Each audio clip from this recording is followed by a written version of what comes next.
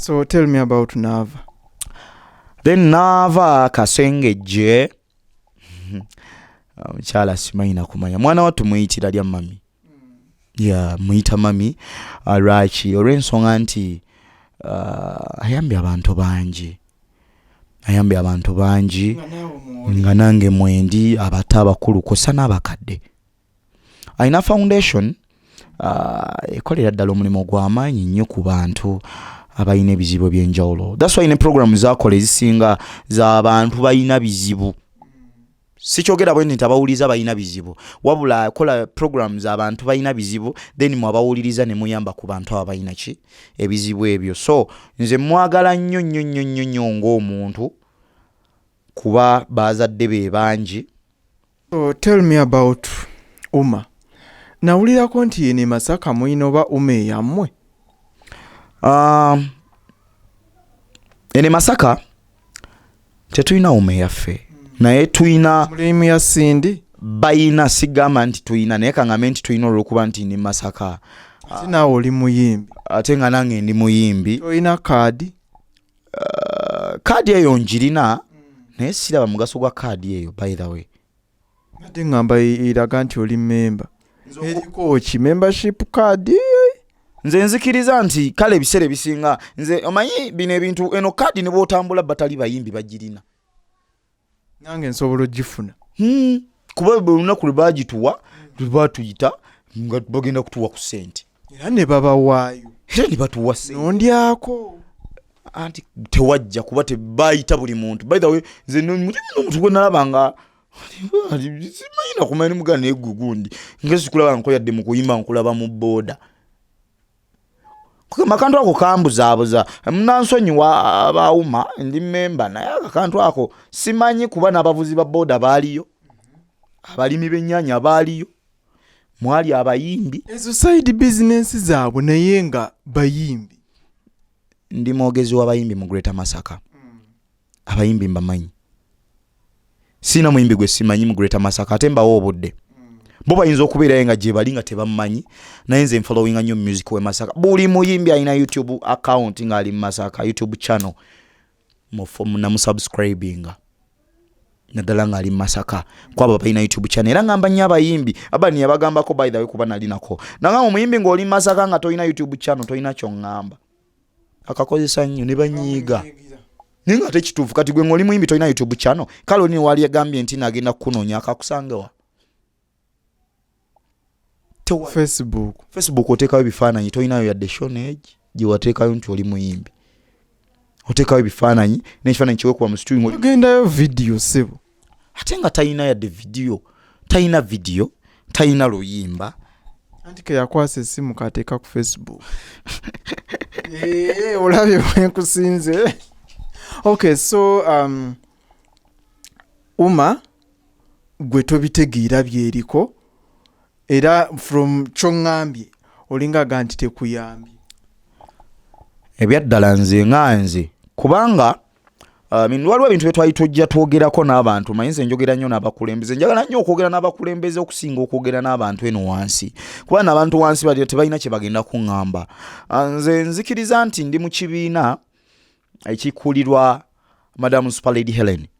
Nze nkikkiriza lwaki ekyo kyekiriwa ekyo kibiina ekigatta abayimbi bonna abali mu Greater Masaka. Era twalonda akakiiko tewali muyimbi ali mu Greater Masaka atakalimu. Bwe twalonda akakiiko ako ne tulonda omukulembeze w'ekibiina ekyo yali Super Lady Helen Sali. Bwe twakironda ne tukkiriza nti mukulembeze ate ngenda owulira enkeera nti ate waliwo ekibiina ekirala simanyi kituula wali nakyo kya Masaka muno kya Masaka naye nakkiriza kubanze nakkiriza ne ngamba nti nga ne bamemba abakirimu abamu obamanyi nga ne mukulonda babaddewo mukulonda Super Lady. Yes, naye mukulonda okwo ndooza gwe bali baagala n'atayitamu abangi ne bawa omulala ko bondi kati ffe twekolemu ekyaffe owaffe gwe twabadde twagala ayitemu yaba akikulembera ne tutakayana kubanga ekintu kyonna ekiba kitwala Greater Masaka naye nga ate gwe oyinamu ekikyo ky'abantu bana kitegeeze nebeera umbrella n'akatiko mubamu obutiko buno kino ekinene then nga mulimu akatiko akalala akatono. Kati ffe twakkiriza nti kino ekibiina ekyaffe kyekitwala Greater Masaka, then kino ekyabano kyekyabayimbi abagezaako abatonotono abalinga mu 15 20 awo bwe nakkiriza. Era mu kukkiriza ennyo era ekyo ekibiina still kyekiri muwuma. Ate era still mu kukkiriza ennyo kyekibiina ekyatwawukanako ekyatulyamu olukwe nga tuboycottinze Carnival. yategekebwa wano. Nze nkyogera lunwe bakiyita lunwe nti ife twaboycottinga Carnival. Naye mu boycottinga Carnival olw'ensonga babasaba ssente okuyimbako. Kati labayo kyali bwe kiti abantu bennyini bategeka Carnival baali tebabamanyi ensonga lwaki tebabibuzaako tebabategeka. Ate lwaki bamala ne babayita baali tebabamanyi bamala ne babayita. Nze kyentegeera obulungi nti abaawuma bennyini mu woofiisi yaabwe be bafulumya ekiwandiiko nkirina baboycottinge Carnival. Carnival ne boycottingibwa. Bwe twamala nga wayisa olunaku olwasembayo lwennyini nga tuli mu boycottinga Carnival abantu tewali n'omu yalinnyayo ne bayisa ekiwandiiko mbu ate tugende mu Carnival. Then that's where biki ebyo. Era mwamala ne muyimba. Baani abayimba? Kati nze kambategeeza ekintu kino wamma abalaba fake media. Nze okola show emitwalo 2 nga music wange muteekamu ssente ezisoba mu bukadde 2. Okimanyi ssente ezo tebazibawa? Buli muyimbi yajja bamugamba nti ogenda kuyimbira emitwalo 2 ate najjo ne batagibawa. Ate gwe mbuzi njagala ofuneyo omuyimbi omu abali ne kakiiko kauma kwennyini nnyo chairman wa uma mu sekita y'e Masaka akubuulira baba muwa ssente. Nebe bamu kubayisa ekiwandiiko let's boycott this, then after mbwate tugende tuyimbe. Era ku list okwaliko nze kyovala nga nze ebintu byawuma sibitegeera. Nze status zammwe ezimu naziraba nga mu boycottinga. Kyokka ate ne mmala oluvannyuma ne nfuna information nti mwayimbye. Kati kamboze Madam President nkusaamu ekitiibwa mukwano. Naye kyesimanyi abantu bano be mwalonda be mwagabira ebitundu bye simanyi naye kyensinga okutegeera ky'e Masaka. Simanyi bo ab'e Masaka oba bo mwabateekamu ki? Wali obaddekawo mukulembeze. Manyi lwaki nzikiriza nnyo Musipa Lady Helen? Ye muntu show zonna ze twakola zonna nga waali nga tusasulwa ssente. Buli muyimbi yasasulwanga emitwalo 15 buli show gye tugenza okukola. Ekyewuunyisa nga tabaako nga tayimba. Ne wano ogenda mbu bayise mu ofiisi za uma ku bantu kaadi ze bayina nga n'abavuzi ba booda babawa kaadi n'abatema embidde babawa kaadi nga si bayimbi tayinaayo yadde tasobola doyimba ekikokyo. Tukisussa nnyo naawe. Okay, so ng'oggyeko ku lunaku lwe bajja okubawandiisa babawe kaadi akasente ke babawa mu COVID wali right? Kamala, yes. Ako mwali mufunyeyo akantu konna okuva mu uma? Ndowooza bali mu ofiisi bakafuna. Nefe abatali mu ofiisi sinnakalaba. Okujjako tujjo tugamba nti kino n'ekino kyekigenda okukola kaadi egenda kubeera bweti. Kyesimanyi naye nga byo ebibagambiddwa bikoleddwa. Ate nali mbirabyeko okujjako kye batusuubiza kye nalaba kaadi zo zajja. Ezo kaadi zajja. Naye era tuzirina. Naye tezirina makulu. Kitegeera kubeera nawe ogamba mbu show ogenda kuba olagayo kaadi ne bw'ogiragayo bagamba umasi yategese ekivulu kino. Kitegeera so mbadde nkyali ku nsonga yaba chairman. Super Lady Helen teyalinnyako ku show yadde neegi yadde ku stage ng'agenda kuyimba. Omukulembeze nze gwenzikiririzaamu yaba omukulembeze. Naye abaawuma okuliriki okulisa Michael Kalumba sibe baba bakikulira yani omulala akikulira Uganda. Kakati nze bimu ku bye neebuuza nti bo buli lwe babeera n'esho nti abantu abasinga batuukira muwuma bwe batigenda muwuma nakalaba show zaabwe bbiri okuli eno gye twali tuboycottinze n'okuli eno gye baali n'eno gye baali bategese ya Sindi. Then nze nzikiriza nti obanga oli mukulembeze mutuufu olina kukulembera abantu b'okola ki b'olimu. Kati bano si bakulembeze bafuzi bano era Madamu Sindi tuula olowooza ebintu bingi nnyo gwe ng'omuntu. Bano be watuwa si bakulembeze bafuzi. Lwaki mbayise bafuzi? Eyo sho gye twabi boycotting nga kulisi yafulumirako nga kuliko liki n'oyo Kalumba tebaafuna she yaddako era kwaliko liki ne Kalumba. Abo si bakulembeze abo bafuzi tebaabawa. Olwo bafaaki kuyimba. Kati nze simanyi gobeera mukulembeze ng'okyalimu omululu gwa show. Mbadde nti omukulembeze kye Super Lady Helen kye yakola nti gwe omukulembeze olina kumanya nti show eri Masaka ne tugenda ne tulaba ne yategese ne tumugamba ku bayimba bali mu Greater Masaka olina oteka ku show abayimba aba bataano gwe tewolowoozaako. Lwaki nti abantu b'okulembera buli oli lwakulaba ku kipaane nga gwe mukulembeze era gw'osoosayo erinnya buli show etuukayo hanze wendi nja kuyimba none ajja kuyimba kozi bali mu office. Abatali mu office tobalowoozezzaako. Ensonga lwaki nze nzikiririza mu kibiina kya Lady Helen. Naye wano e Masaka ng'abayimbi b'e Masaka entalo enkokola mpitirivu simanyi oba ziva ku ki ku ebyo. Enkokola eziri mu Masaka nze nga nze kyenzikiriza nti ffe nga ffe twewagira abayimbi tetwewagira. Bayira wenze waliwo n'omuntu omu eyajjawo namumanyira nkumanyi naye nja kujja kubanze entalo zange ziggwa sizikuuma. Omuyimbi oyo omuntu akoereza obuntu bwe mu group omutere mu inbox omutere ku status n'obumuteerayo bw'obumuteerayo yeggwa bakutadde ku status kumanyi kyabagamba oyo ne muna audio nzirina ate ekyobusiru akozesa audios yiga okutypinga bwana gundi akozesa audios n'akwata essimu n'anyiga aka audio. Kati mulaba oyo olaba gw'otadde ku status tamanyi kuyimba naye naffe katulabe tunaba tuyiza okuyimba tujja kuyimba naye talina kyali nze nkubuulira gwe gana teekayo ffe kati nze nkuwa ekyango kiteekeyo talina kyasobola oyo ayimba biki no status siiyo naye agintaddeko ate gw'oli mu kumanyiira era omuntu omu yamugamba sebe ono data siwo manyi essimu yo yamublokingirawo yakakikola ku bantu aba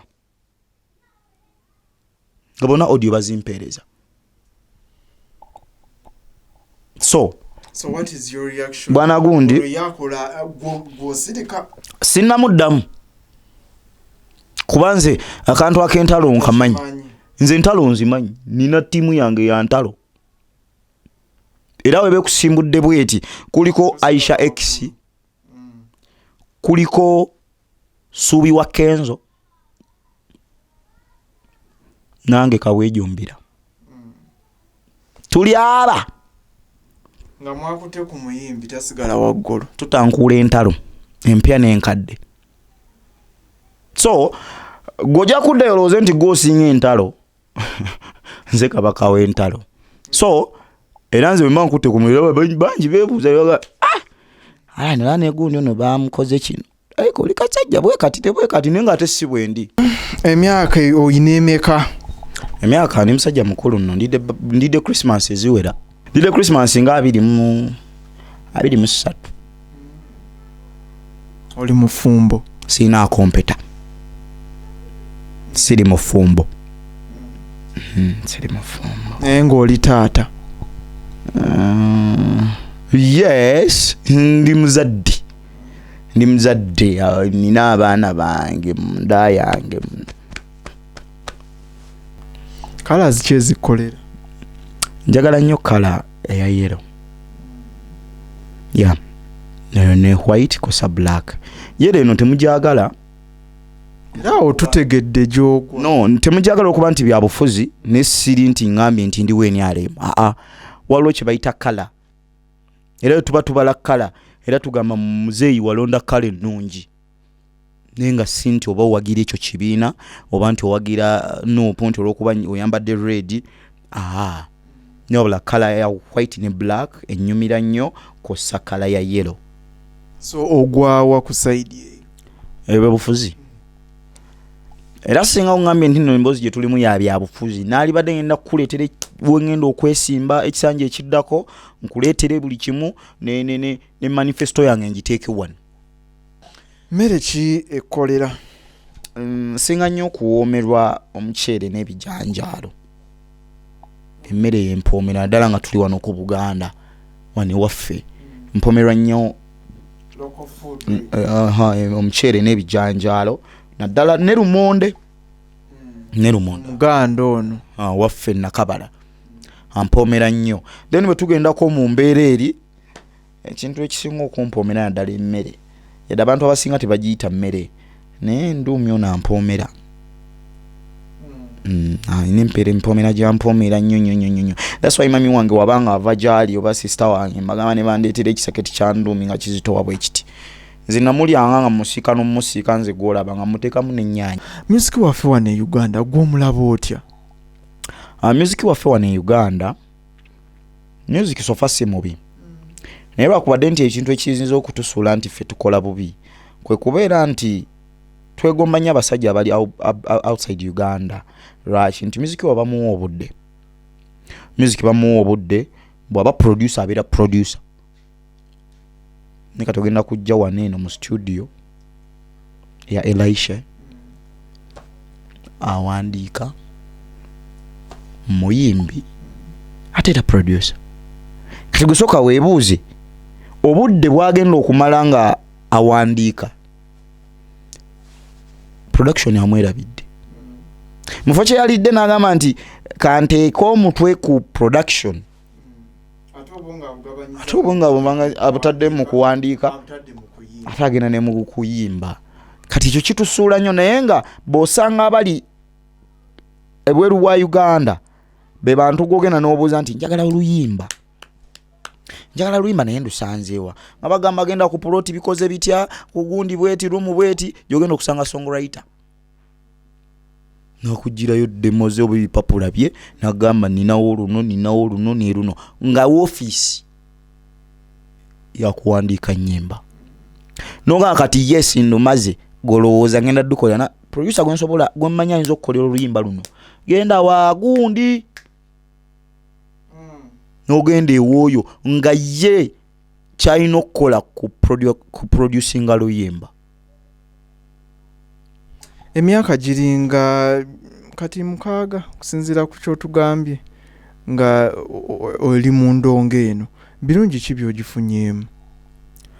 Ebirungi byenfunye mu ndongo si nno bingi. Si bingi kubanga wakitugambye kubanga ne sente zennyini zenzigire n'okukola mu production. Team Alan HILSON yezimpa.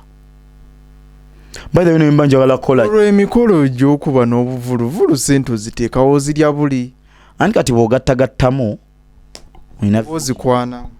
Nze nga siri musajja mukwanyi. Elisha ne bw'oseka siri musajja mukwanyi. Okwana kwannema abakazi bankwana bukwanyi. Kikola otya? Kwetega. Mulembe gwa kwetega. Nosirika. Tugende mu maaso. So ekyo nakyo ndowooza okifunyeemu mu ndongo. Ndongo kuba nti okwanibwa. Manyi sikwanibwa nnyo. Kale omu yankwana nangoba n'omulala nankwana. Sikwanibwa nti buli omu ankwana. Naye nga bajja nga basuubira nti bagenda kufunamu bingi.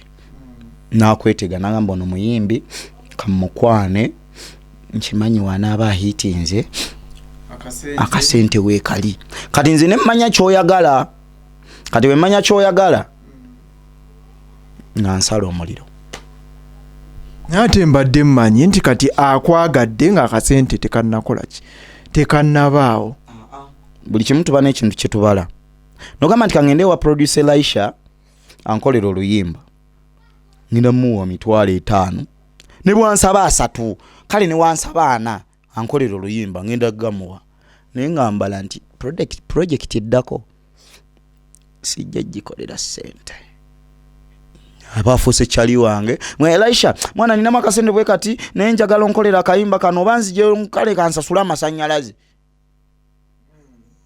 aja kugaye jangu nogenda nako kati Elisha naye nakugwamu kati bwakugwamu nga naye olaba atandika okoma obudde siri wongezeeko mutukula ayina ensi gyasinga okukozesa kitundu ki ayina ekintu kyase ndi eno ndibanda naye nga waali oba ndi bize nnyo gundi bafana abadde wano kati ate nina mukolera ebintu mwana bye sitategeera kati nobala ebyo nobigattagata ng'oyagobi kati nga weesonga nga kati kangezeeko waddembe so kusoomozebwa kikwosanze nkokola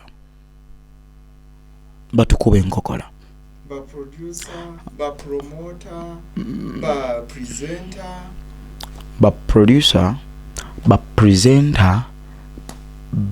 ba MCs bayimbi bannaffe nze kizibu kye nsinza okufuna bayimbi bannaffe kyekizibu kyokka kyenkyalina lwaki nezizabala tezinnawera ezo tezinnawera naye nga kuba presenter tasobola kuba nkokola direct nti kwata alisi agamba kati olaba mwana oyimba nadde waddukuba naye nabadde bize nnyo nesitala okuba nagikuba mu mbirizi nga tagikubye mu kifuba naye ng'ogifunye mulinoga ada akasente kange kambirekeraawo ne bano benyini bano abajjamu nze ndi promoter simanyi njagala ku promotinga simanyi njagala ku managinga mwana bayayabo batusobera nnyo mwana golwaki okuŋŋamba nti noze ku managing oyagala okumanaging ate noŋŋamba nkuweeyo 2 ga studio tate nkuweeyo 2 ga data tate nsooka ompereza data simanyi nina kyenjagala okukola bino biki ate noŋŋamba mbw ate tulina presenter ayagala okugira asabyeya 3 kati gimpereze kati abantu bwe batyo mwana njagala nnyo yes of course twagala ba manager twagala nnyo ba promoters naye ate sitwagala nnyo bano bagenda ate nga no kikole ng'oli serious ne mulimu omuntu akikola nga talimba ng'oluusi abaddeyo data n'amubula oyimba bulungi mwana gwe naye mpereza akayimba guuni naweereza audio ayina WhatsApp 2 ye kenyini yekolera audio omwana onayimba bulungi nnyo tukole bwetuti okitegeera so abantu bwe batyonze sitera nnyo bakkiririzaamu njagala nnyo noŋŋamba ekintu nga kyekyo so tell me about radio okozeeko ku radio nkozeeko ku radio naye era siina kalungi kenfunyeeyo tewali kalungi kaliyo but you have the talent of course I have the talent naye neetaaga nange ekintu kye ngenda okufunamu ŋŋambe nti yes era nze mirimu njagala era nginoonya naye mulimu gwogenda ofuna yes abamaki towina mulimu gwogenda kufuna nga gukuwa kyoyagala ekyo nkimanyi tekiriyo naye at least nakatono kampe kuba nako nkaagala okujjaawo mmala obudde so alaba Fik Media andyagadde okumanya okoleddeko wanewa nze nkoleddeko ku Masaka FM nkoledde ebbanga naye program ya mukwano bagiyita gutujja manyi okopa nava by the way mami nava program eyo yagimpa ya rensonga yalaba nti obusobozi obwo mbusobola nangamba nkwade program yange gitwale mu bulungi nenjitwala ku masiko nemwanjulira program eyo najigula nangamba kati omanyi genda okuba abantu omukwano nabakuba omukwano abantu banjagala bambi abantu badda mu mikwano abali bavudde mu mukwano ebeerawo kuva saawa ku Monday eberawo Monday to Thursday okuva sawa 6 paka kumacha paka 12.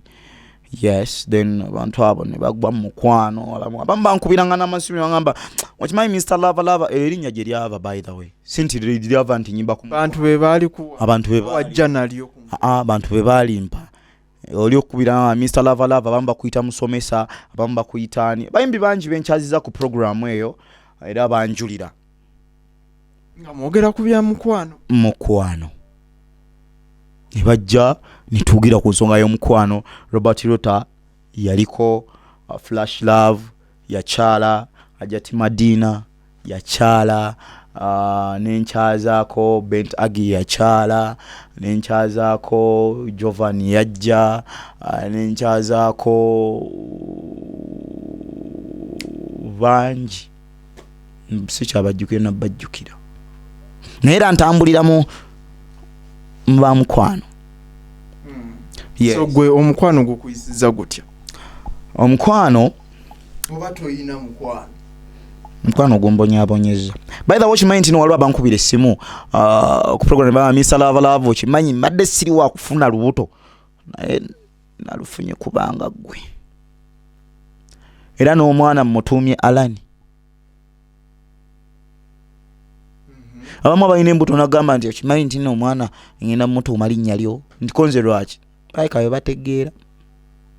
Ninze simanyi balwaki abakazi mwagala gogola bamanyi omukwano gogola banga ategeera bintu bya buli byebagala naye nga love is like that. Omuntu ayagala omuntu amanyi omukwano. Era nze nkola mukwano era simanyi Fik Media right temumpa mulimo tugenda kuwo naye okwafa omukwano. Abantu babayo amate mwagala mukwano bagwagala bavangayo nga bagala kugamba omanyi waliwo obudde bw'ekirongwa mulimu ekintu ky'omisinga ensonga lwaki program teberawo misana obudde bw'ekiro wabawo ekintu ky'omisinga ne oba oli mbuliriwe at least ogenda n'ogamba kuba Katonda yatukkiriza twagalane era natugamba muzaale mukoleki muzaale mwale. So buli wobeera ng'oli myaka egibeera mu mukwano oba n'omubeezi kiba kyetaagira n'ofuna omuntu agenda okubeesabeesa budde bw'ekiro kuba ffenna tukolerera mukwano kantu katono omayo mukwano kantu katono naye ate nnyiniko ali kukyawa ng'ate yalina okukavumula oligamba nti naye omukwano oguluma omukwano ogutusanyusa nate gwe gusinga otunyiiza kati ntono yakyali wange oyo Elisha abeera mu mukwano nawulira nga yenna akyamukiridde bw'ati abugumye kuva mu akafaananyi ako ng'abugumye bulungi nnyo naŋŋamba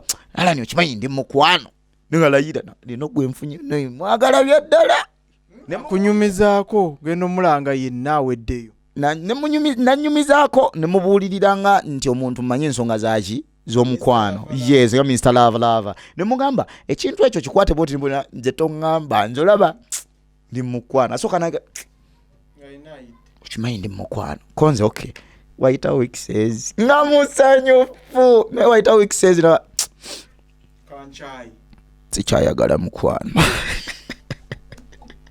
ngoloka mukoze eki simanyi naye yagamba sikyayagala mukwano. Imagine in 2 weeks in just 2 weeks naga sikyayagala mukwano list kalo omwezi kyokka ate n'atapowa era oba oli awo enkera tewayita yaddo naye yakola omuko yadde essaawa naga ate ninake ate kalala era Elisha mukwano gwange simanyi kumanya naye nga gwe omukwano kyekintu gamba abutambuddemu omukwano kyekintu ekituwa essanyu naye ate oluvannyuma kyekijjawo essanyu. That's why abantu abamu bagamba nti bwe yagukola bw'ati ndowooza ensonga ki abantu bagamba nti omukwano gunyuma naye omukwano guluma naddala ng'omuntu alina okuggyawo obulumi obwo bw'olimu ng'ate eyakukyaye. Omukwano gusobola okwetuza oba okwettisa omuntu bangi beetuze naye si kiwagira kubanga oyo gwe weetugira yali eri asanyuka gw'oli eno weetuga kyokka alina mulala already yali kubbaga na nkoko na KFC ye yeeriira gw'oli eno gw'oli kwetuga weegiraba oti nze sibiwagira. That's why ebiseera ebisinga nze simanyi na mukwano lwaki nze nnyonnyola omukwano naye nesigula simanyi mukwano naye nagusoma busomi naye tegundiimu. gusomerawa omukwano omanyi buli wobeera mu mukwano n'omuntu oyiga bingi mu nsonga y'omukwano. Kati bangi obeera n'abawala abawera ne bakulimba bye bakulimbye n'omanya nti abakazi bali bwe batyo oba abawala bali bwe bati. Then ate bw'obeera n'abawala ne bakunyumiza. Mayize mbeera nnyo n'abawala bakadaamu manye erinnya mwakkiriza ne libeera lwakuba nze siribayita ba housemaids abo ba house manager babeera abroad. Nze banyumiza nnyo mu nsonga z'omukwano. Era obeerawo ndi nagamba nti mwana nze nina omukazi nina omusajja nkola bwati ne bwati baagala akasene ne mbanyonnyola ne mbagamba ensonga ezo zitambula bwe bambi obukyalo obwo bulwana nnyo n'omukwano babonaabona mu nsonga z'omukwano. Naye ate n'abasajja nabo ate n'obasanga ne bakunyumiza bw'ate abali ebweru tebalina kye batugamba lwaki nti abeera ebuno ayagala oli ayagala kyokka te nabuuza abawala batwaliriza kyeyo. So Alan, abantu bagamba nti oyimba nga Jovan Luzinda. Kino kyogerako ki? Era abamu baga nti oyo nno yeetadde mu kifaananyi ky'oli, lwaki tava mu ddoboozi ly'oli n'ayimba nga Alan ne tumanya nga ye? Ayina kumala kuyimba ng'oli alyoka akola erinnya olwo muziki we balyoke bamumanye. Jovan Luzinda mumanyi ng'omuntu, sijja kugamba nti simumanyi. Mumanyi bati okikkiriza nti amaloboozi gammwe gafaanagana? Sigakkiriza ate nze sikkirizaayo kintu nti wali omuntu afaanaganya omuntu eddoboozi. Gowulira bwe njogera bw'ayogera? Simanyi nange bagamba nina gwe nfaananya eddoboozi. Bakulimba. That's why bagamba muno mu nsi yonna Katonda yakola abantu 5 bafaanagana. Neera osobola okugamba nti oyo gundi ono gundi. Right? So ne babeera balongera oli osobola okugamba ono waswa ono kato. Osobola obbaawula. So nze njogera gye njogera Jovan si bw'ayogera. Ennyimba gye nnyimba Jovan si bw'ayimba. Buli muntu ekyo kikakasa otya omulabi wa Fik Media nga ye okusinziira ku music wo gwawuliddeko n'owa Jovan bw'amumaaginga bw'ati alabira ddala nga akawukana mu katini nnyo era aga nti ye Alan akoppa oli eddoboozi. Akakawukanamu okalaba kekaleetera okuba nti tetukufaanaganya maloboozi. Akakawukanamu kogambye akatono kekaleetera okuba nti tetufaanaganya maloboozi. Era bagamba nti oli kato ono waswa lwakuba oli alina emimwa minene kati egyo emimwa eminene gye gireetera n'obutafaanagana obaawulira. Kati akakantu akatini ako ke bagamba ako ke katuleetera okuba nti tetufaanagana. Siibula njagala osiibulenga ompeera obugambo obusembayo eri bayimbi banno naddala bannamasaka. Ompeere ba promoters, ba producers ne ba presenters. Okay. Buno obugambo obusembayo buli ku mmwe abayimbi baffe abali mu Greater Masaka okusingira ddala kuba kye bansabye. Tuveemu amalala. Ng'obeera eyo ng'olina akayimba k'oyimbye n'okatwalira maama wo n'akawuliriza oba muganda wo sina kindi kojjaawo ajja kugamba oyimba bulungi. Tagenda kugamba nti tomanyi koyimba. Naye ate ebiseera ebisinga twerabira nti abo balelative bo tibagenda kugamba mazima. Bagenda kugamba mwana weeko oyimba oyina eddoboozi tekikuleetera kumera malala kuba bawadde bawaka. Dira music wo mutwalire ku bantu nga ba Fik. Twalira music wo ba presenter ba promoter kossa n'abantu abamanyi music bakunnyonnyole nti music wo abulamu kino n'ekino naye bw'omuwaabe waka wallahi bagenda kugamba omanyi otandika okumera amalala. Music wo toyagala mutwala kuba presenters bamukube ogambe nti bakufitina. Ekyo mukirowoozeeko. Ensonga endala ngambe ba promoter. Ba promoter baffe tubaagala nnyo nga ffe abayimbi abatandika kuba nze nzikiriza nti ni muyimbi ntandika kuba sinafuuka kyenjagala nina okuyongeramu amaanyi okulaba nga ntuuka ku muyimbi atatandika oba aluddewo. Mbasaba mutuwagire n'ebitone byaffe mubirabewo naffe abatandika mutuyambe mutukwateko kuba tusobola obbawo ekyo kye mwetaaga. Nze Alan noonya promoter at the same time njagala manager oba noonya management. Mu bukulu bw'ensonga eyo mutuwe ebivulu tukole mutusasule tuve mu biri ebigamba nti mu budde. Yes, mu budde tuve biri ebigamba nti ffe tuli ba curtain raisers. Mu bitujjeemu kuba mwe muyina otuwa amaanyi ekifu ku maaso ya mu bitujjeemu kuba manyiira mwe muyina otufuula ab'amaanyi oba otuzaamu amaanyi naye olwomalamu amaanyi basajja mumanyiira akakamanyiro mujja kaleeta kuba nova Alani ekyo nakigaana nina be nakirekera abayimbi betwegomba by the way okimanyi abayimbi betwakula twegomba abayimbi betwakula twegomba bosanga emabega nga bakayanira akazindaalo naye nze nebaza Katonda nti nze ekivvulu kye batampiseeko sikirinnyako.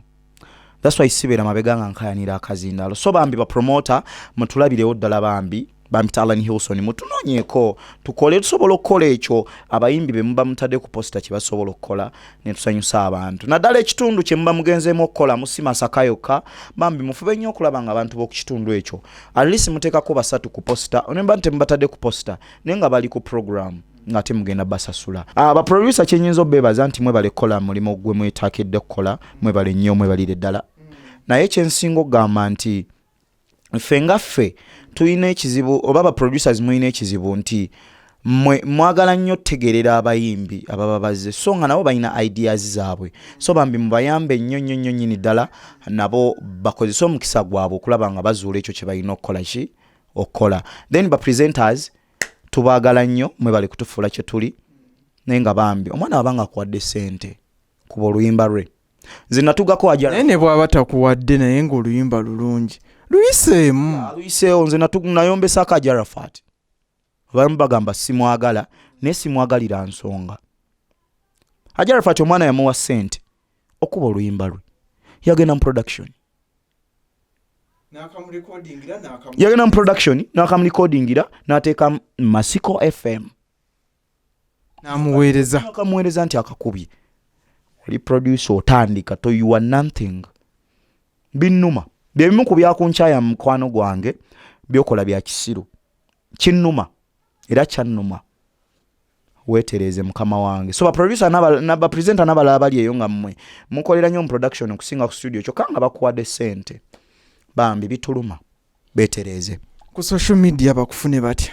Ku social media nkozesa Alan Hilson Facebook page yange Alan Hilson L terimu mu Alan L erimu then ku TikTok nkozesa Alan Hilson 2 ku YouTube nkozesa Alan Hilson ku Twitter nkozesa Alan Hilson ndoza buli wamu wonna Alan Hilson ojja kuba ndaba mbagala contact ya bookings eri 0709 86 83 esembye 13 osobola okunnoonyaako ne twogeramu mu bya business kuba ndi muntu akolaganikika naye ate era nsaba mumpagire obuwagizi bwammwe gemanyi gange neyanza nnyo neyanzeege ali naffe tweyanziza nnyo webale kwogerako naffe abantu nsuubira nti information bagifunye bulungi obusungu bubaddemu obwolesezza era bekikwatako ndowooza mutegedde ala ne batali basanyufu nabo ate ne baali abasanyufu nabo aba appreciate nze nsaba omukama omulungi abankuumira atakuumira mpeera oyo weeyongera okusubscribinga okulikinga okucommentinga awamu n'okusharinga tuli ku Fik Media mubeere bulungi mweraba.